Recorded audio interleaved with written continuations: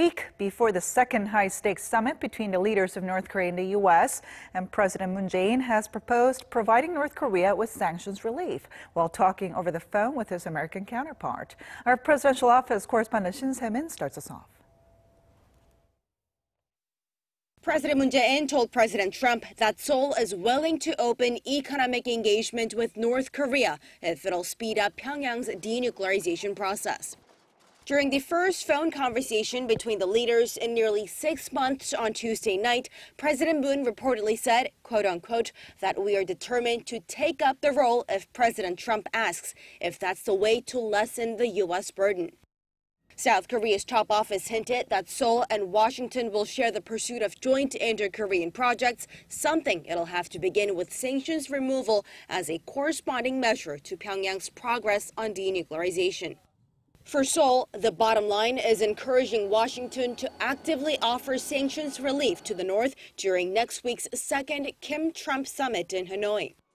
Economic engagements with the North could mean anything from reconnecting railways and roads between the divided Koreas to tour packages to visit the North, things that have been on ice as the U.S. kept its suffocating sanctions in place.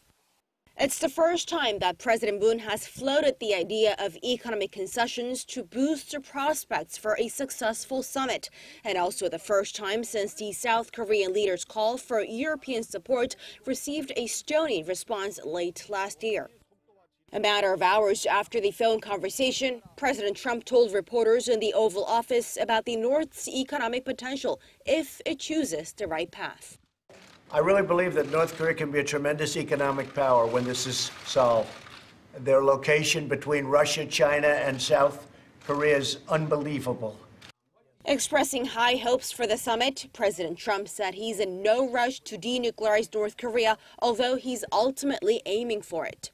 He also noted that he isn't overly concerned about the current situation as the regime isn't testing nuclear bombs or launching missiles, and sanctions will remain in place until there's tangible progress.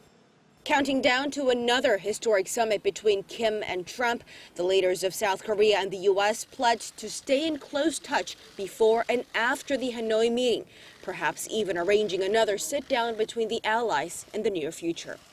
Shin Se-min, Arirang News.